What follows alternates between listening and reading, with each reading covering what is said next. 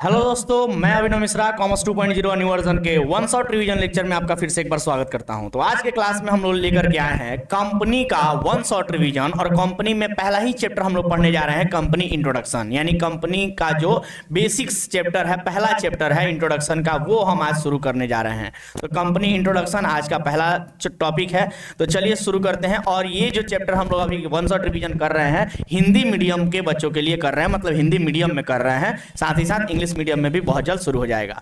तो आपको बता दें कि पार्टनरशिप का कंप्लीट यानी जितने चैप्टर हैं पार्टनरशिप में 7 के 7 चैप्टर वो खत्म हो चुके हैं हिंदी मीडियम के। वन शॉट रिवीजन लेक्चर में आपको प्लेलिस्ट मिल जाएगा 12th theory one shot revision के नाम से। और अभी कंपनी का पहला चैप्टर हम बनाने जा रहे हैं। इसके बाद लगातार वन शॉट रिवीजन में कंपनी के सारे चैप्टर्स आएंगे। तो चलिए शुरू करते हैं बिना टाइम वेस्ट किए कंपनी इंट्रोडक्शन पहला चैप्टर। तो लिखा है कंपनी के बारे में कि कंपनी अधिनियम, सबसे पहले यहां कंपनी का परिभाषा ही बताया गया है कि कंपनी क्या होता है। तो देखिए लिखा है कंपनी अधिनियम 2013 की धारा 2 और उपधारा 20 के अनुसार कंपनी को परिभाषित किया गया है। क्या बताया गया है कंपनी को? तो कहता है कि कंपनी का आशय क्या है? कंपनी का आशय इस अधिनियम के अधीन समामेलित या पूर्ववर्ती किसी कंपनी अधिनियम के अंतर्गत समावेलित कंपनी से है। मतलब कहना चाहता है कि कंपनी का आशय क्या है सर? तो अभी जो इस कंपनी अधिनियम यानी जो अभी का कंपनी अधिनियम 2013 है, इस कंपनी अधिनियम के अधीन समावेलित, मतलब इस कंपनी अधिनियम 2013 के अंतर्गत अधीन समावेलित हो, यानी उसके अंतर्गत बनाया गया हो, या पूर्ववर्ती यानी 2013 के पहले कोई कंपनी अधिनियम था तो उसके अधिनियम के अंतर्गत समावेलित कंपनी हो, तो उसे ही हम लोग क्या कहेंगे? कंपनी कहेंगे। मतलब कहता है कि ऐसा बिजनेस, ऐसा व्यवसाय जो कंपनी अधिनियम 2013 के अंतर्गत समावेलित हो, या कंपनी अधिनियम 2013 के पहले अगर कोई कंपनी अधिनियम था, जैसे कंपनी अधिनियम 1956 इसके पहले था, तो उसमें भी अगर समावेलित हो, मतलब रजिस्टर्ड हो यानी कि अधिकृत हो, तो उसे हम लोग क्या कहेंगे? समावेलित व्यवसाय को हम लोग कंपनी कहेंगे। आगे डेफिनेशन में लिखा है, परिभाषा में लिखा है, चीफ जस्टिस मार्शल के अनुसार, एक चीफ जस्टिस मार्शल थे, उनके अनुसार कंपनी को कैसे परिभाषित किया गया है? तो कहते हैं कि कंपनी क्या है? कंपनी एक अदृश्य, अमूर्त या कृत्रिम व्यक्ति है। कंपनी क्या है सर? तो कंपनी एक अदृश्य, अदृश्य माने ना दिखाई देने वाली, एक अमूर्त का भी मतलब वही होता है कि जिसे हम देख नहीं सकते हैं, छू नहीं सकते हैं, उसे ही हम लोग कहते हैं कंपनी। और ये क्या है? कृत्रिम व्यक्ति है। कृत्रिम व्यक्ति का अर्थ होता है कि जिसे इंसानों ने बनाया है, मतलब ये भगवान के द्वारा बनाया गया नहीं, बल्कि कंपनी इंसानों के द्वारा बनाया गया है, इसीलिए उसको कृत्रिम यानी आर्टिफिशियल कहा जाता है। आर्टिफिशियल पर्सन है यानी कि कृत्रिम व्यक्ति है, जिसका अस्तित्व केवल कानून के दृष्टि में होता है। जिसका अस्तित्व जो है वो केवल और केवल कहां होता है? तो कानून की दृष्टि में होता है। तो कंपनी क्या है सर? तो कंपनी एक अदृश्य, अमूर्त और कृत्रिम व्यक्ति है जिसका अस्तित्व केवल और केवल कानून की दृष्टि में होता है। ठीक है सर, तो ये है कंपनी का परिभाषा कंपनी अधिनियम 2013 के धारा 20 धारा 2 और उपधारा 20 के अनुसार, और साथ ही साथ चीफ जस्टिस मार्शल के अनुसार भी। तो ये आपका डेफिनेशन का पार्ट हो गया। मतलब कंपनी क्या है अगर आप पूछे तो ये दोनों में से किसी भी तरीके से आप कंपनी को समझा सकते हैं। ठीक है, तो एग्जामिनेशन में अगर आता है, आपके एग्जाम में अगर आता है कि कंपनी क्या है, या कंपनी से आप क्या समझते हैं, या कंपनी का क्या आशय है, तो 2 नंबर के क्वेश्चन में आप ये परिभाषा लिख सकते हैं। चलिए आगे बढ़ते हैं। कंपनी के बारे में कुछ और बातें लिखी हुई हैं। कहता है कि कंपनी क्या है सर? थोड़ा कंपनी को और डिटेल में और एक्सप्लेन किया गया है यहाँ पर। कहता है कि कंपनी कुछ व्यक्तियों का एक ऐच्छिक संघ है। कंपनी क्या है? तो कंपनी कुछ व्यक्तियों का एक ऐच्छिक संघ है। ऐच्छिक संघ का मतलब हुआ कि कुछ व्यक्ति आपस में अपनी इच्छा से मिल करके एक संघ बनाते हैं, मतलब आपस में मिलते हैं और फिर क्या करते हैं? जिसका निर्माण करते हैं एक निश्चित उद्देश्य के लिए। क्या किसके लिए निर्माण करते हैं? तो एक निश्चित उद्देश्य को पाने के लिए, मतलब उनका एक टारगेट होता है कि हमें ये काम करना है, ये पैसा कमाना है, या ये प्रॉफिट बनाना है। ऐसा वो कुछ निश्चित उद्देश्य लेकर के वो सारे के सारे लोग एक साथ इकट्ठा होते हैं। कानूनी प्रक्रिया के द्वारा होना है। मतलब कहता है कि कंपनी क्या है सर? तो कुछ व्यक्तियों का एक ऐच्छिक संघ है। ऐच्छिक संघ का अर्थ हुआ कि कुछ व्यक्ति आपस में अपनी इच्छा से मिलते हैं और एक निश्चित उद्देश्य के लिए कानूनी प्रक्रिया के द्वारा कुछ एक क्या बनाते हैं, संघ बनाते हैं, और उसी संघ को कंपनी कहा जाता है, जिसका पूंजी हस्तांतरणीय अंशों में विभाजित रहती है और एक सार्वमुद्रा मुद्रा होता है। मतलब कहता है कि उसका जो पूंजी होता है यानी कैपिटल होता है वो एक व्यक्ति से दूसरे व्यक्ति को हस्तांतरण हो सकता है, मतलब ट्रांसफर हो सकता है, और उसमें एक सार्वमुद्रा मुद्रा होता है। सार्वमुद्रा मुद्रा को इंग्लिश में कहा जाता है कॉमन सील। ठीक है, कॉमन सील ये जनरली क्या होता है, साधारण तौर पे कहें तो सार्वमुद्रा मुद्रा का मतलब होता है कॉमन सील, जो कहता है कि कंपनी का एक ऑफिशियल सिग्नेचर होता है, जिसके माध्यम से जब वो कॉमन सील एक तरह से कह लीजिए तो स्टैंप होता है, एक कॉमन सील होता है जो अगर किसी पेपर पे लग जाता है तो माना जाता है कि ये कंपनी का सिग्नेचर है। ठीक है सर, तो कंपनी का जो पूंजी होता है वो हस्तांतरणीय होता है यानी हस्तांतरण होता है, और उसमें जो सार्वमुद्रा मुद्रा होता है वो कॉमन सील होता है। और कॉमन सील जैसा कि हमने कहा कि ये क्या होता है, तो कॉमन सील एक ऑफिशियल सिग्नेचर होता है कंपनी का। कहता है कि कंपनी को निगम या कॉरपोरेशन यानी कि कॉरपोरेशन, हिंदी में भी और इंग्लिश में भी कॉरपोरेशन भी कहते हैं। ठीक है सर, तो आगे कहता है कंपनी के बारे में कि संयुक्त पूंजी कंपनी का मुख्य विशेषताएं निम्नलिखित है। देखिए जो अभी अभी हम लोगों ने यहाँ पर पढ़ा है ये डेफिनेशन डिटेल्ड डेफिनेशन है। आप अगर कहें तो ऊपर जो दो डेफिनेशन हम लोगों ने पढ़ा था उसी से कुछ मिलता जुलता ये भी परिभाषा है। मतलब आप उन दो डेफिनेशंस के जगह पर, परिभाषा के जगह पर आप ये परिभाषा तीसरा वाला भी आप प्रयोग कर सकते हैं। तो चलिए आगे बढ़ते हैं अगला टॉपिक की तरफ। कहता है संयुक्त पूंजी कंपनी। सिंपल भाषा में कहे तो संयुक्त पूंजी कंपनी का अर्थ कंपनी से ही है। उसके मुख्य विशेषताएं निम्नलिखित हैं, यानी विशेषताओं को बताया गया है कि कंपनी की क्या विशेषता होती है। एग्जामिनेशन में 2 नंबर में या 5 नंबर के सवाल में भी आ सकता है कि कंपनी से क्या आशय है, उसकी विशेषताओं को बताइए। तो कंपनी का जो आशय ऊपर आपने देखा उसके साथ साथ आपको इन विशेषताओं को लिखना होगा। तो आइए शुरू करते हैं। पहला ही टॉपिक लिखा है विशेषता में ऐच्छिक संस्था। क्या लिखा है, ऐच्छिक संस्था यानी वॉलंटरी एसोसिएशन। नाम से ही स्पष्ट है, अभी अभी हम लोगों ने ऊपर में परिभाषा में भी देखा था कि कंपनी कुछ लोगों के द्वारा बनाई गई एक ऐच्छिक संस्था होती है, यानी अपनी इच्छा से बनाई गई संस्था होती है। कंपनी देखिए उस वही चीज यहां एक्सप्लेनेशन में भी लिखा है कि कंपनी व्यक्तियों की एक ऐच्छिक संस्था है। कोई भी कानून व्यक्तियों को कंपनी बनाने अथवा उसको सदस्य बनाने के लिए बाध्य नहीं कर सकता है। मतलब कहता है कि कंपनी में जो भी सदस्य होते हैं वो सदस्य अपनी इच्छा से उस कंपनी में जुड़ते हैं, उनको कोई बाध्य नहीं कर सकता है। क्लियर है बात, यानी इसी वजह से कहा जाता है कि कंपनी एक ऐच्छिक संस्था है यानी वॉलंटरी एसोसिएशन है, यानी कि लोग अपनी इच्छा से उस कंपनी में जुड़ते हैं ना कि किसी के दबाव पर। दूसरा विशेषता कहता है कृत्रिम व्यक्ति यानी आर्टिफिशियल पर्सन। आर्टिफिशियल पर्सन यानी कृत्रिम व्यक्ति के बारे में कहा जाता है कि कंपनी कानून द्वारा निर्मित एक कृत्रिम व्यक्ति है। मतलब कंपनी जो है वो कानून के द्वारा बनाया जाता है और इंसानों के द्वारा ही बनाया जाता है, और इसी वजह से कहा जाता है कि सर वो कृत्रिम है। और व्यक्ति इसलिए कहा जाता है क्योंकि कानून के नजर में भी कंपनी को एक व्यक्ति माना जाता है, बट चूंकि वो नेचुरल नहीं है, प्राकृतिक नहीं है, इंसानों ने बनाया है, तो उसको हम लोग कृत्रिम व्यक्ति का नाम देंगे। ठीक है सर, इसीलिए कंपनी क्या है, आर्टिफिशियल पर्सन यानी कृत्रिम व्यक्ति है। तो पहला विशेषता हम लोगों ने पढ़ा कि कंपनी एक ऐच्छिक संस्था है, वॉलंटरी एसोसिएशन है, और दूसरा हमने पढ़ा कि वो एक आर्टिफिशियल पर्सन है यानी कृत्रिम व्यक्ति है। तो ऐच्छिक संस्था और दूसरा कृत्रिम व्यक्ति। तीसरा कहता है पृथक वैधानिक अस्तित्व यानी सेपरेट लीगल एग्जिस्टेंस। तीसरा विशेषता कहता है पृथक वैधानिक अस्तित्व यानी कि सेपरेट लीगल एंटिटी कह लीजिए या सेपरेट लीगल एग्जिस्टेंस कह लीजिए, यानी कि जो कंपनी होता है उसका अस्तित्व कंपनी के मालिक से और उसके प्रबंधन से बिल्कुल भी अलग होता है, उसको एक समझा नहीं जाए, ऐसा बात ये कहता है। लिखा है कि कंपनी एक पृथक वैधानिक अस्तित्व होता है। पृथक यानी कि कंपनी जो होता है वो कानून के नजर में, विधान के नजर में एक पृथक यानी अलग अस्तित्व अपना रखता है। कंपनी अपने नाम से संपत्तियों का क्रय विक्रय कर सकता है, जैसे हम और आप अपने नाम से संपत्तियों का क्रय विक्रय कर सकते हैं, ठीक उसी प्रकार से एक कंपनी भी संपत्तियों का क्रय विक्रय कर सकता है। अपने नाम से बैंक में खाता खोल सकती है और अपने में अनुबंध कर सकती है।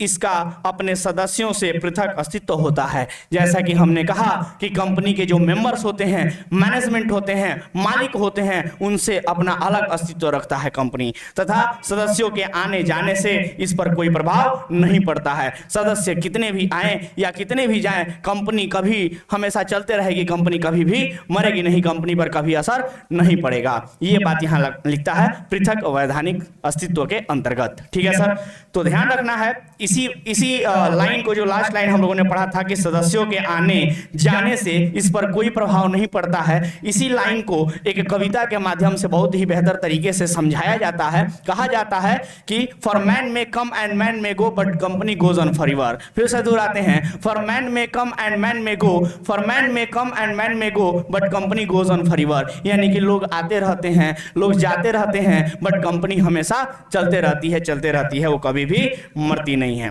चलिए सर आगे बढ़ते हैं और अगला एडजस्टमेंट, अगला जो टॉपिक लिखा है, चौथा नंबर जो विशेषता लिखा है वो लिखा है सीमित दायित्व यानी लिमिटेड लायबिलिटी। क्या कहता है सीमित दायित्व यानी लिमिटेड लायबिलिटी के बारे में? तो कहता है कि सामान्य कंपनी के सदस्यों का सीमित दायित्व होता है। यानी कि जो सामान्य कंपनी होती हैं उनमें जो सदस्य होते हैं, उन सदस्यों का जो दायित्व होता है वो दायित्व कैसा होता है? सीमित होता है। ये वर्ड हमेशा याद रखिएगा, एग्जामिनेशन में बहुत बार पूछा जाता है। उसके बाद कहता है इसका अर्थ यह है कि प्रत्येक सदस्यों का दायित्व उसके द्वारा तय किया जाता है। मतलब यहां पर लिखेंगे उसके द्वारा दिए गए, यहां पर ऐसे लिखेंगे, उसके द्वारा दिए गए राशि के बराबर होता है। जरा ध्यान दीजिएगा, मतलब हम कहेंगे कि सर जो जितना व्यक्ति, मतलब जो भी व्यक्ति होते हैं कंपनी में, उस कंपनी में जितने व्यक्ति जितने पूंजी लगाए रहते हैं वो दिए गए पूंजी के जो राशि होती है उसी के बराबर उनका दायित्व भी तय होता है। ये कहता है सीमित दायित्व, मतलब उससे ज्यादा दायित्व उनका नहीं हो सकता है, उतना ही तक सीमित रहता है। चलिए पॉइंट नंबर 4 के बाद आते हैं पॉइंट नंबर 5 पे। कहता है अस्थाई अस्तित्व यानी परपेचुअल सक्सेशन। मतलब ये कहना चाहता है, अस्थाई अस्तित्व कहना चाहता है कि कंपनी कभी मरता नहीं है, कंपनी हमेशा चलते रहता है। कानून के द्वारा कंपनी बनाया जाता है तो मरेगा भी तो कानून के द्वारा, इंसानों से नहीं मरेगा। तो कहता है कि कंपनी एक कृत्रिम व्यक्ति है जो कभी नहीं मरता। कंपनियों के जीवन उसके अंशधारियों के जीवन पर निर्भर नहीं होता। कंपनी का निर्माण विधान द्वारा होता है, विधान मतलब कानून के द्वारा होता है, अतः इसका समापन भी विधान के प्रावधानों के अनुसार ही होता है। यानी कि जब उसका समापन होगा, जब वो खत्म होगा तो वो भी कानून के द्वारा ही होगा, कानून के किसी रूल्स रेगुलेशन प्रावधान यानी किसी प्रोविजन या सेक्शंस के अकॉर्डिंग ही होगा, जैसे वो बनाया गया है वैसे ही मरेगा। ठीक है सर, कहा जाता है ना कि जिसने बनाया है, जिसके पास बनाने की ताकत है उसके पास मारने की भी ताकत है। तो कानून के द्वारा बनाया गया है तो कानून के द्वारा ही उसको समाप्त भी किया जा सकता है। और इसी से रिलेटेड हमने अभी एक कविता बोली थी कि फॉर मैन में कम एंड मैन में go but company goes on forever. यानी कि लोग आते रहेंगे, लोग जाते रहेंगे, उससे कोई प्रभाव कंपनी को नहीं पड़ेगा, कंपनी हमेशा चलते रहेगी, उसका अस्थाई अस्तित्व होता है, वो कभी नहीं मरता है। ठीक है सर, चलिए और इसके साथ ही हम लोगों ने 5 विशेषता देखा। 5 विशेषताएं कौन कौन सी है एक बार समराइज कर देते हैं। तो कंपनी की 5 विशेषता थी। पहली विशेषता ऐच्छिक संस्था होती है, दूसरी विशेषता कृत्रिम व्यक्ति होता है, तीसरा विशेषता पृथक वैधानिक अस्तित्व होता है, चौथा विशेषता सीमित दायित्व होता है और 5वां विशेषता अस्थाई अस्तित्व होता है। ठीक है सर, चलिए अगले टॉपिक की तरफ चलते हैं और अगला टॉपिक हमारा है कंपनी के प्रकार यानी टाइप्स ऑफ कंपनीज। क्या कहता है कंपनी के प्रकार में? तो यहां पर हम लोग पढ़ेंगे कि जो कंपनी के प्रकार हैं उनको 3 आधार पे बांटा गया है। कितने आधार पे बांटा गया है? 3 आधार पे। पहला अंशों द्वारा सीमित कंपनी, पहला है अंशों द्वारा सीमित कंपनी। देखिए इसमें बहुत सारा सेक्शन आपको याद करने की जरूरत नहीं है, बहुत सारा सेक्शन याद करने की जरूरत नहीं है, सेक्शन याद क्योंकि सेक्शन एग्जामिनेशन में नहीं पूछा जाता है। अभी आपको जो तैयारी करनी है वो एग्जाम पॉइंट ऑफ व्यू से, क्योंकि अब समय ज्यादा नहीं बचा है, इसीलिए उन चीजों पर ज्यादा फोकस करना है जो एग्जाम पॉइंट ऑफ व्यू के लिए जरूरी है, क्योंकि मार्क्स लाना ज्यादा से ज्यादा बहुत ज्यादा जरूरी है। ठीक है सर, तो चलिए सेक्शंस पर अभी ध्यान नहीं दीजिएगा, अभी बस ये ध्यान रखिएगा कि नाम कौन कौन से हैं, क्योंकि सेक्शंस एग्जाम्स में नहीं पूछे जाते हैं। ये सब सेक्शंस जो इंपॉर्टेंट सेक्शन होंगे उनके बारे में हम ऑलरेडी अलग से बता देंगे।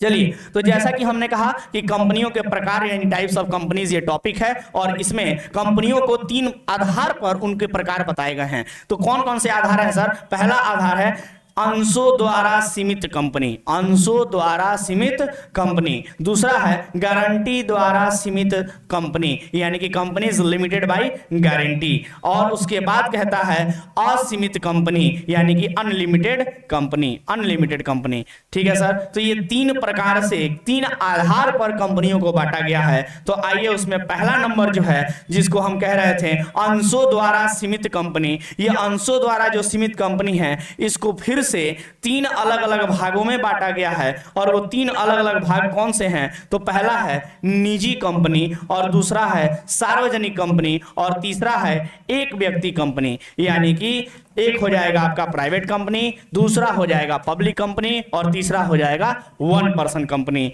तो चलिए इन तीनों के बारे में एक एक करके पढ़ना शुरू करते हैं। सबसे पहले हम लोगों ने जो हेडिंग लिखा था टाइप्स ऑफ कंपनी में, यानी अंशों कंपनियों के प्रकार में, जिसमें पहला है अंशों द्वारा सीमित कंपनी। आइए यही समझ लेते हैं कि अंशों द्वारा सीमित कंपनी का अर्थ क्या होता है। अंशों द्वारा सीमित कंपनी यानी कि कंपनी लिमिटेड बाय शेयर्स, कहता है इन कंपनियों में सदस्यों का दायित्व पार्षद सीमा नियम के अनुसार अदत्त राशि से अधिक नहीं होती है। मतलब कहता है कि जितना मेमोरेंडम ऑफ एसोसिएशन जो बनाया जाता है कंपनी में, उसमें जितना आउटस्टैंडिंग अमाउंट होता है, अदत्त राशि होती है, उससे अधिक नहीं होती है कंपनी में सदस्यों की संख्या। ठीक है सर, मतलब कहता है कि कंपनी में जितना बता दिया गया कि इतने लोग रहेंगे, उतने ही लोगों तक क्या रहेगा कंपनी में, उससे ज्यादा लोग नहीं हो सकते हैं। इस तरह की कंपनी को अंशों द्वारा सीमित कंपनी कहा जाता है। ठीक है, और इसमें हम लोगों ने पढ़ा इसमें कितने प्रकार के कंपनी आते हैं? तो इसमें 3 प्रकार के कंपनी आते हैं। एक निजी कंपनी, दूसरा हम लोगों ने पढ़ा था निजी कंपनी के बाद सार्वजनिक कंपनी, और तीसरा था एक व्यक्ति कंपनी। ठीक है सर, तो आइए इन तीनों के बारे में अब एक एक करके पढ़ना शुरू करते हैं। पहला नंबर हो जाएगा निजी कंपनी। क्या होता है निजी कंपनी यानी प्राइवेट कंपनी क्या होता है, जरा ध्यान से देखेंगे। लिखा है निजी कंपनी के बारे में, इसे आलोक कंपनी भी कहा जाता है। एक और नाम है निजी कंपनी का, हिंदी में यह प्रयोग किया जाता है, हिंदी में एक प्रयोग किया जाता है आलोक कंपनी। तो आलोक कंपनी के नाम से भी निजी कंपनी को जाना जाता है। ये निजी कंपनी वह कंपनी है, अब परिभाषित करने की अगर बात करें, परिभाषा देने की बात करें निजी कंपनी के बारे में यानी प्राइवेट कंपनी के बारे में, तो कहेंगे कि निजी कंपनी वह कंपनी है जिसकी न्यूनतम प्रदत्त अंश पूंजी जो भी उल्लेखित है। मतलब कहता है कि इसमें जो न्यूनतम पूंजी है यानी कि कितना कम से कम होना चाहिए, ये डिसाइड नहीं किया गया है कि मिनिमम कम से कम इतना तो होना ही चाहिए। आगे कहता है उसके अंशों के हस्तांतरण पर रोक लगती है। ये मेन इंपॉर्टेंट चीज है, ध्यान रखने वाली बात, कि जो प्राइवेट कंपनी होता है यानी निजी कंपनी होता है, वो अपने अंशों को हस्तांतरण नहीं कर सकते हैं, वो अपने अंशों को हस्तांतरण नहीं कर सकते हैं, मतलब ट्रांसफर नहीं कर सकते हैं। दूसरा कहता है एक व्यक्ति कंपनी को छोड़कर सदस्यों को संस्था के 200 तक सीमित करती है। मतलब कहता है एक व्यक्ति कंपनी को छोड़कर, यानी जो एक व्यक्ति कंपनी यानी 1 पर्सन कंपनी होता है, उसको छोड़कर ये जो सदस्यों की संख्या है निजी कंपनी में, वो कहां तक हो सकती है? 200 तक हो सकती है। इस 200 की संख्या में गिनने में संयुक्त अंशधारियों को एक सदस्य माना जाता है। और उसमें भी कहता है कि अगर 200 संख्या का जो गिनती करना है, उसमें अगर कोई संयुक्त अंशधारी है, तो संयुक्त अंशधारी का मतलब होता है कि जब 2 या 2 से अधिक लोग एक ही अंशधारी के रूप में काम करते हैं तो उनको संयुक्त अंशधारी कहा जाता है, और उनको एक ही गिना जाता है, एक ही माना जाता है। ठीक है सर, तो ध्यान दीजिएगा, संयुक्त अंशधारियों को एक सदस्य माना जाता है, और इस प्रकार से जब हम गिनती करेंगे तो 200 से अधिक सदस्य निजी कंपनी में नहीं होनी चाहिए। आप ध्यान रखिएगा कि निजी कंपनी में मिनिमम यानी कम से कम 2 और अधिक से अधिक कम से कम 2 और अधिक से अधिक 200 सदस्य हो सकते हैं, संख्या हो सकते हैं व्यक्तियों की। चलिए एक और यहां पर लिखा है पॉइंट नंबर 3 में कि कंपनी को किन्हीं प्रतिभूतियों के विक्रय के लिए जनता को आमंत्रित करने पर प्रतिबंध लगती है। मतलब कहता है कि जो निजी कंपनी है, ये कंपनियां जनता को आमंत्रित नहीं कर सकती हैं अपनी प्रतिभूतियों को खरीदने के लिए। मतलब सिंपल भाषा में कहें तो ये प्राइवेट कंपनी अपने शेयर्स को मार्केट में नहीं बेच सकती हैं, जनता को, आम आदमी को नहीं बेच सकती हैं। ये प्राइवेट कंपनी अपने शेयर्स को, अपने प्रतिभूतियों को जनता को खरीदने के लिए आमंत्रित नहीं कर सकती है। है ना, इस पर प्रतिबंध लगाया जाता है यानी रोक लगाया जाता है। आगे चौथा नंबर, जैसा कि हमने कहा कि यह 2 या अधिक व्यक्ति वाली होगी जिसमें अधिकतम संख्या 200 तक हो सकती है। मतलब निजी कंपनी में कम से कम 2 लोग और ज्यादा से ज्यादा 200 लोग हो सकते हैं। इसका अंतिम शब्द प्राइवेट लिमिटेड होगा। मतलब अगर कोई भी कंपनी प्राइवेट कंपनी है तो उसके नाम के बगल में प्राइवेट लिमिटेड नाम का शब्द लगा होगा, पीवीटी एलटीडी नाम का शब्द लगा होगा। मतलब मान लीजिए कि अगर कॉमर्स 2.0 एक प्राइवेट कंपनी है जिसमें कम से कम 2 लोग हैं और अधिक से अधिक 200 हो सकते हैं, तो कॉमर्स 2.0 अगर प्राइवेट लिमिटेड कंपनी है तो कॉमर्स 2.0 पीवीटी एलटीडी ऐसे लिखा होगा, पीवीटी एलटीडी ऐसे लिखा होगा। ठीक है सर, प्राइवेट लिमिटेड लिखा होगा, जिससे पहचान होती है कि कॉमर्स 2.0 एक प्राइवेट कंपनी है। ठीक है सर, अब चलिए दूसरा नंबर कंपनी पढ़ना शुरू करते हैं, जो है सार्वजनिक कंपनी यानी पब्लिक कंपनी। कहता है कि लोक कंपनियां सार्वजनिक ऐसी कंपनी हैं जो निजी कंपनी नहीं है। मतलब लोक कंपनियां सार्वजनिक कंपनियों के बारे में कह रहा है, ऐसी कंपनी है जो निजी कंपनी नहीं है यानी प्राइवेट कंपनी नहीं है। यानी कि पब्लिक कंपनी को सिंपल सा इतना ही बताया है कि पब्लिक कंपनी मतलब वो कंपनी जो प्राइवेट कंपनी नहीं है, जिसकी न्यूनतम प्रदत्त अंश पूंजी जो भी उल्लेखित हो। यदि कोई कंपनी किसी सार्वजनिक कंपनी को सार्वजनिक कंपनी का सहायक कंपनी है तो वह कंपनी इस अधिनियम के उद्देश्य से सार्वजनिक कंपनी मानी जाएगी। मतलब सिंपल भाषा में कहता है कि प्राइवेट कंपनी, देखिए पहला लाइन लिखा था कि प्राइवेट कंपनी को छोड़ करके जो कंपनी प्राइवेट कंपनी नहीं है वो कंपनी को हम लोग पब्लिक कंपनी यानी सार्वजनिक कंपनी कहेंगे। और कहता है आगे कि यदि कोई कंपनी किसी सार्वजनिक कंपनी की सहायक कंपनी है, यहाँ की हो जाएगा कि सहायक कंपनी है, तो वह कंपनी इस अधिनियम के उद्देश्य से सार्वजनिक कंपनी मानी जाएगी। अर्थ ये हुआ कि अगर एक सार्वजनिक कंपनी है मान लीजिए और उस कंपनी का कोई दूसरा कंपनी सहायक कंपनी है तो उस सहायक कंपनी को भी सार्वजनिक कंपनी माना जाएगा। हमने पढ़ाया था कि होल्डिंग कंपनी अगर सार्वजनिक कंपनी है, पब्लिक कंपनी है, तो और उस होल्डिंग कंपनी का कोई सब्सिडरी कंपनी है यानी सहायक कंपनी है, तो वो सब्सिडरी कंपनी सहायक कंपनी भी सार्वजनिक कंपनी माना जाएगा। क्लियर है बात? आगे कहता है इस प्रकार की कंपनी के सदस्यों अपने अंशों को हस्तांतरण स्वतंत्रता पूर्वक कर सकते हैं। यानी सार्वजनिक कंपनी में जो सदस्य होते हैं वो अपने अंशों का हस्तांतरण यानी ट्रांसफर स्वतंत्रता पूर्वक कर सकते हैं, उन पे कोई रोक नहीं होती है, वो ट्रांसफर कर सकते हैं। अगला कहता है सदस्यों की संख्या पर कोई प्रतिबंध नहीं होता है। इसमें अनलिमिटेड शेयर होल्डर्स हो सकते हैं, सदस्य हो सकते हैं, उनकी संख्या पर कोई प्रतिबंध नहीं है तथा अंशों या ऋण पत्रों को खरीदने के लिए जनता को आमंत्रित किया जा सकता है। और इसमें जो भी अंश या ऋण पत्र होते हैं उसको खरीदने के लिए जनता को आमंत्रित किया जा सकता है। सार्वजनिक कंपनी में सदस्यों की न्यूनतम संख्या नहीं होती है। मतलब सार्वजनिक यहां पर हो जाएगा 7 होती है। ध्यान दीजिएगा, सार्वजनिक कंपनी में सदस्यों की न्यूनतम संख्या यानी जो सार्वजनिक कंपनी है उसमें सबसे कम यानी कम से कम कितने मेंबर कितने सदस्य हो सकते हैं, तो कहता है कि कम से कम 7 सदस्य हो सकते हैं। यदि सार्वजनिक कंपनी एक सीमित दायित्व वाली कंपनी हो तो उसके नाम के अंत में लिमिटेड लिखना अनिवार्य है। मतलब अगर कोई सार्वजनिक कंपनी है तो उसकी पहचान कैसे होगी, तो उसके नाम के बगल में लिमिटेड शब्द लिखा होगा। मतलब मान लीजिए कि अगर कॉमर्स 2.0 मान लीजिए कि पब्लिक कंपनी है, सार्वजनिक कंपनी है, तो उसके नाम के बगल में क्या लिखा रहेगा, लिमिटेड, शॉर्ट में कहे तो एलटीडी लिखा रहेगा, जिससे ये पहचान होता है कि कॉमर्स 2.0 कंपनी एक लिमिटेड कंपनी है, लेकिन उसके लिए कम से कम 7 लोग होना अनिवार्य है। ठीक है सर, 7 सदस्य होने अनिवार्य हैं। ज्यादा से ज्यादा कितने भी हो सकते हैं, लेकिन कम से कम कितने होने चाहिए, 7 होने चाहिए। तो ये हो गया हमारा सार्वजनिक कंपनी। और आइए तीसरी कंपनी के बारे में पढ़ते हैं, जो है एक आदमी कंपनी यानी 1 पर्सन कंपनी। क्या होता है एक आदमी कंपनी यानी 1 पर्सन कंपनी, आइए चर्चा करते हैं। लिखा है एक व्यक्ति कंपनी यानी ओपीसी इसको शॉर्ट में हम लोग ओपीसी बोल सकते हैं, वन पर्सन कंपनी, ओपीसी।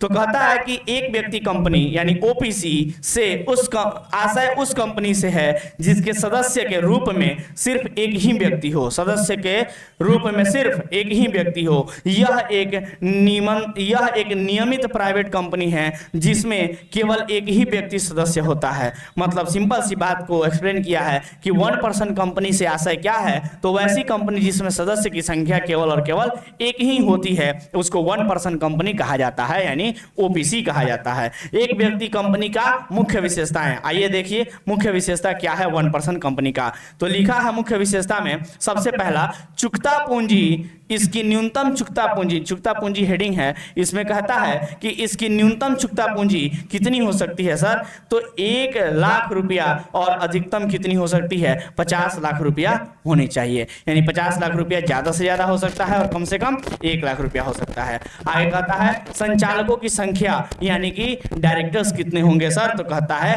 कि डायरेक्टर एक ही होंगे और अधिक से अधिक, माने कम से कम बोलता है कम से कम 1 होंगे और अधिक से अधिक कितने होंगे, अधिक से अधिक 15 हो सकते हैं। नंबर ऑफ डायरेक्टर्स की बात कर रहा है यहाँ पर, संचालकों की संख्या की बात कर रहा है, तो संचालकों की संख्या कम से कम 1 और अधिक से अधिक 15 हो सकते हैं। अगला कहता है कि सदस्य केवल एक प्राकृतिक व्यक्ति हो जो भारत का नागरिक एवं निवासी हो, एक व्यक्ति कंपनी का सदस्य हो सकता है। यानी वो एक व्यक्ति जो कम से कम होना चाहिए सदस्य के रूप में, वो कैसा होना चाहिए, तो कहता है कि प्राकृतिक व्यक्ति होना चाहिए, यानी कि नेचुरल पर्सन होना चाहिए और भारत का नागरिक होना चाहिए और निवासी होना चाहिए। वो चाहे तो वन पर्सन कंपनी का सदस्य बन सकता है, एक व्यक्ति कंपनी का सदस्य बन सकता है। अगला लिखा है निजी कंपनी पर लागू होने वाले प्रावधान एक व्यक्ति कंपनी पर भी लागू होता है। यानी जो निजी कंपनी पर लागू होगा, प्राइवेट कंपनी पर जो रूल्स रेगुलेशन लागू होते हैं वो सारे के सारे रूल्स रेगुलेशन, वो सारे के सारे प्रावधान एक कंपनी व्यक्ति पर भी लागू होते हैं, वन पर्सन कंपनी पर भी लागू होते हैं। अगला लिखा है इसका औसत विक्रय 2 करोड़ से अधिक नहीं होना चाहिए। जो एवरेज टर्नओवर है, एवरेज टर्नओवर की बात कर रहा है, ये कितना से अधिक नहीं होना चाहिए, तो 2 करोड़ से अधिक नहीं होना चाहिए। यानी वन पर्सन कंपनी का जो एवरेज टर्नओवर है वो 2 करोड़ तक हो सकता है, उससे अधिक नहीं हो सकता है। आगे लिखा है अगला हेडिंग कंपनियों का अन्य वर्गीकरण यानी अदर क्लासिफिकेशन ऑफ कंपनी। अलग अलग कंपनियों का यहाँ नाम लिखा हुआ है, अलग अलग आधार पे बांटा है। आइए हम लोग कंपनियों का वर्गीकरण जो है वो डिटेल में जानते हैं। सबसे पहला लिखा है स्वामित्व के आधार पर, दूसरा लिखा है, ये पहला हो गया स्वामित्व के आधार पर, दूसरा लिखा है राष्ट्रीयता के आधार पर, तीसरा लिखा है नियंत्रण के आधार पर और चौथा लिखा है आकार के आधार पे। तो इन 5 आधारों पे कंपनियों को बांटा गया है। तो एक एक करके सबके बारे में जानते हैं। देखिए क्या लिखा है, लिखा है बस इनके नाम जान लेने हैं। लिखा है स्वामित्व के आधार पे, स्वामित्व के आधार पे कंपनियां 2 प्रकार की होती हैं, एक सरकारी कंपनी और दूसरा गैर सरकारी कंपनी, ठीक है। उसके बाद लिखा है राष्ट्रीयता के आधार पे, राष्ट्रीयता के आधार पे यानी भारतीय है कि नहीं है, इस आधार पे कंपनियां 2 प्रकार की होती हैं, एक भारतीय कंपनी और दूसरा विदेशी कंपनी। तीसरा नियंत्रण के आधार पे, नियंत्रण के आधार पे कंपनियां वापस से कंपनियां 2 प्रकार की होती हैं, सूत्रधारी कंपनी और दूसरा सहायक कंपनी। और तीसरा आकार के आधार पे भी कंपनियां 2 प्रकार की होती हैं, एक लघु कंपनी और दूसरा वृद्ध कंपनी यानी कि बड़ी कंपनी, ठीक है, लार्ज कंपनी जिसको बोलते हैं हम लोग। चलिए ये बस नाम जान लेना था आपको यहाँ पर। और अगला लिखा है जो अभी अभी हम लोगों ने टॉपिक पढ़ा था प्राइवेट कंपनी और पब्लिक कंपनी के बारे में, यानी निजी कंपनी और सार्वजनिक कंपनी के बारे में जो हमने पढ़ा था, उस निजी कंपनी और सार्वजनिक कंपनी में अंतर पढ़ना है। अब क्या पढ़ना है, अंतर पढ़ना है। तो आइए निजी कंपनी और सार्वजनिक कंपनी में अंतर क्या होता है देखेंगे। तो अंतर देखने के लिए, अंतर जब भी एग्जामिनेशन में पूछे ध्यान रखना है, 3 कॉलम खींच लेना है, एक को अंतर का आधार कहना है और दूसरा और तीसरा जिनके बारे में अंतर पूछा है वो, ठीक है सर। तो चलिए पहला अंतर का आधार है सदस्यों की न्यूनतम संख्या, सदस्यों की न्यूनतम संख्या। कहता है सदस्यों की न्यूनतम संख्या प्राइवेट कंपनी में 2 और अधिकतम संख्या 200 होती है, लेकिन सार्वजनिक कंपनी में सदस्यों की न्यूनतम संख्या 7 तथा अधिकतम संख्या जारी किए गए अंशों के बराबर हो सकती है। मतलब अधिकतम संख्या कितनी हो सकती है सर, तो कहता है कि जितना कंपनी शेयर इशू कर सकता है उतना अधिकतम संख्या भी हो सकता है, ठीक है सर, उतना संख्या भी कंपनी में सदस्य हो सकते हैं।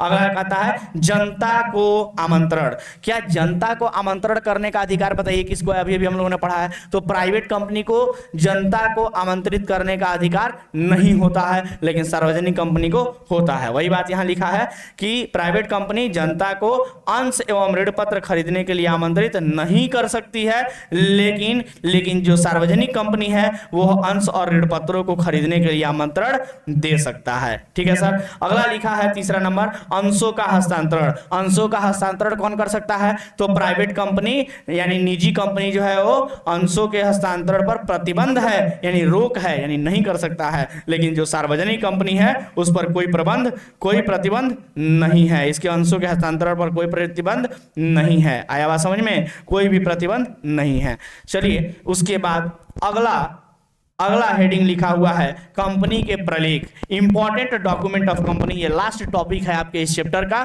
इसमें हम लोग तीन तरह के प्रलेखों के बारे में यानी डॉक्यूमेंट्स के बारे में सीखेंगे। कंपनी के तीन तरह के प्रलेख यानी तीन तरह के डॉक्यूमेंट्स के बारे में सीखेंगे। तो कौन कौन से वो डॉक्यूमेंट्स हैं सर? आइए देखते हैं कौन कौन से डॉक्यूमेंट्स हैं। तो पहला डॉक्यूमेंट्स का नाम लिखा हुआ है, पहला डॉक्यूमेंट्स आपका यहाँ पर नाम लिखा हुआ है।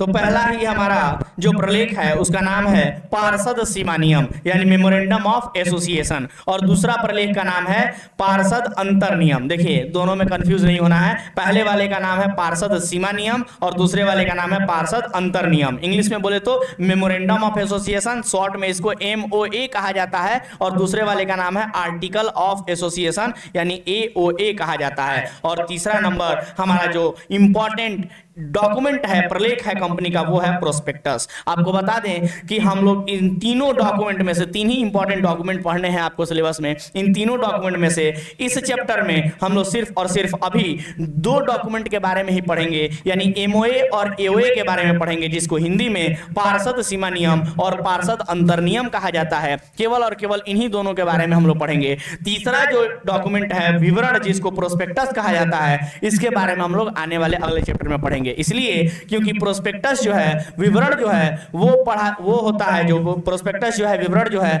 वो इशू ऑफ शेयर यानी अंशों का निर्गमन से संबंधित होता है। और जब अंशों का निर्गमन चैप्टर हम कराएंगे तब उस समय पर यहाँ प्रोस्पेक्टस के बारे में बताएंगे। फिलहाल अभी इस चैप्टर में हम लोग दो ही डॉक्यूमेंट्स के बारे में पढ़ेंगे। एक का नाम है पार्षद सीमा नियम और दूसरे का नाम है पार्षद अंतर नियम, मतलब मेमोरेंडम ऑफ एसोसिएशन और मेमोरेंडम और आर्टिकल ऑफ एसोसिएशन, शॉर्ट में बोले तो MOA और AOA। तो चलिए शुरू करते हैं। पहला नंबर MOA यानी कि मेमोरेंडम ऑफ एसोसिएशन, हिंदी में कहे तो पार्षद सीमा नियम क्या होता है? तो कहता है पार्षद सीमा नियम कंपनी की आधारभूत प्रलेख होता है। पार्षद सीमा नियम क्या होता है सर? कंपनी का आधारभूत माने बेसिक लेवल का आधारभूत प्रलेख यानी डॉक्यूमेंट होता है, जिसमें कंपनी के कार्य क्षेत्र, अधिकारों की सीमा, उद्देश्य तथा पूंजी आदि के पूर्ण व्याख्या होती है, यानी कि कंपनी का फुल डिटेल्स, यानी कंपनी के क्या अधिकार हैं, कंपनी के कार्य क्षेत्र क्या है,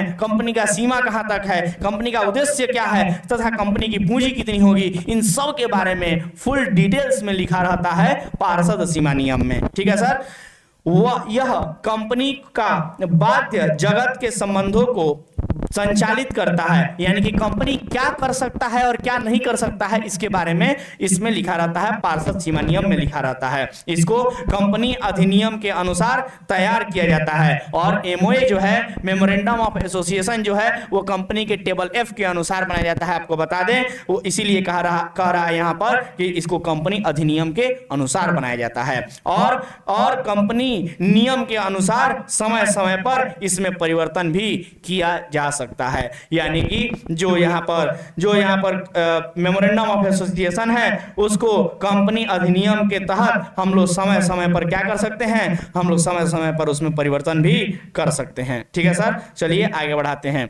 दूसरा नंबर डॉक्यूमेंट लिखा है पार्षद अंतर नियम, इंग्लिश में कहे तो आर्टिकल ऑफ एसोसिएशन। तो आइए जानते हैं पार्षद अंतर नियम यानी आर्टिकल ऑफ एसोसिएशन किसे कहते हैं। लिखा है पार्षद अंतर नियम में कंपनी के पार्षद सीमा नियम में वर्णित, लिखा है कि पार्षद अंतर नियम जो होता है वो कंपनी के पार्षद सीमा नियम में यानी कि MOA में वर्णित उद्देश्यों की प्राप्ति के लिए एवं कंपनी के कार्य को सुचारू रूप से चलाने के लिए नियमों तथा उपनियमों का उल्लेख होता है। मतलब सिंपल भाषा में बताने का प्रयास करते हैं, ध्यान दीजिएगा। जो एमओए में बातें लिखी गई हैं कि कंपनी ये कर सकता है, कंपनी का कार्यक्षेत्र ये है, कंपनी ये कर सकता है, ये नहीं कर सकता है, ऐसी तमाम बातें लिखी रहती हैं। मतलब कंपनी का पावर लिखा रहता है एमओए में। और एओए में क्या लिखा रहता है? ये एओए मतलब आर्टिकल ऑफ एसोसिएशन, एओए यानी पार्षद अंतर नियम। इसमें क्या लिखा रहता है? जो पार्षद सीमा नियम में यानी कि एमओए में लिखा है कि ये कंपनी का ये काम कंपनी कर सकती है, तो इसमें बताता है, इस पार्षद अंतर नियम में बताता है कि वो सारे काम कंपनी कैसे करेगी, किस तरीके से करेगी, किस प्रोसीजर से करेगी, किस मेथड से करेगी, क्या स्टेप बाय स्टेप काम होगा जैसे करेगी। ये सारी बातें पार्षद अंतर नियम यानी आर्टिकल ऑफ एसोसिएशन एओए में बताया जाता है। क्लियर है बात? चलिए सर, तो एओए में ढेर सारे रूल्स रेगुलेशंस होते हैं, रूल्स लॉ बाय लॉज होते हैं, उसके अकॉर्डिंग सारा का सारा कंपनी काम करती है। लिखा है यह कंपनी और अंशधारियों, ऋण पत्रधारियों आदि के संबंधों को संचालित करता है। मतलब ये जो एओए है यानी आर्टिकल ऑफ एसोसिएशन है, ये अंशधारियों, ऋण पत्रधारियों आदि के संबंधों को भी संचालित करता है। इसका निर्माण कंपनी के अधिनियमों के अनुसार किया जाता है, यानी कि कंपनी के जो लॉ है, रूल्स रेगुलेशन है, उसके अधिनियमों के अनुसार किया जाता है। अनुसूची 1, जैसा कि हमने कहा था, अनुसूची 1 की सारणी एफ, जी, एच, आई एवं जो जे होता है उसमें कंपनी के प्रारूप दिए गए हैं जो विभिन्न कंपनियों पर लागू होते हैं। यानी कि जैसे कि हमने कहा कि अनुसूची 1 यानी शेड्यूल 1 में जो टेबल एफ, जी, एच, आई और जे है, इसमें बताया गया है कि कंपनी के मतलब प्रारूप दिए गए हैं, बताए गए हैं, और ये सारे के सारे नियम जो होते हैं जो टेबल एफ, जी, एच, आई एवं जे में लिखा हुआ है शेड्यूल 1 के, वो सारे के सारे कंपनियों पर क्या होते हैं? लागू होते हैं, जिस भी प्रकार की कंपनी होती है। तो ये था पार्षद अंतर नियम। सिंपल शब्दों में कहें तो पार्षद अंतर नियम क्या है सर? तो पार्षद अंतर नियम कंपनी का एक ऐसा प्रलेख है जिसमें ये बताया जाता है कि कंपनी कोई भी काम कैसे करेगी। रूल्स रेगुलेशन बताए जाते हैं, यानी कि नियम एवं उपनियम बताए जाते हैं। सिंपल सी बात, ठीक है सर। और इसके साथ ही आपका ये लेक्चर जो है खत्म होता है, और आज के क्लास में हम लोग पहला चैप्टर कंप्लीट किए।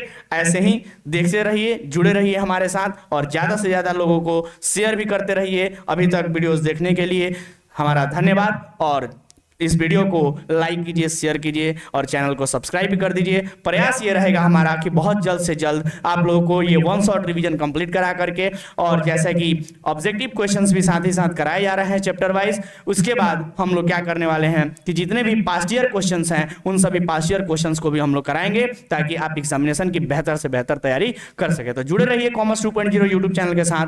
हमारे साथ जुड़े रहने के लिए धन्यवाद, और ऐसे ही चैनल को भी सब्सक्राइब शेयर करते रहिए। तब मिलते हैं अगले लेक्चर में, अगले चैप्टर के वन शॉट रिवीजन के साथ। धन्यवाद।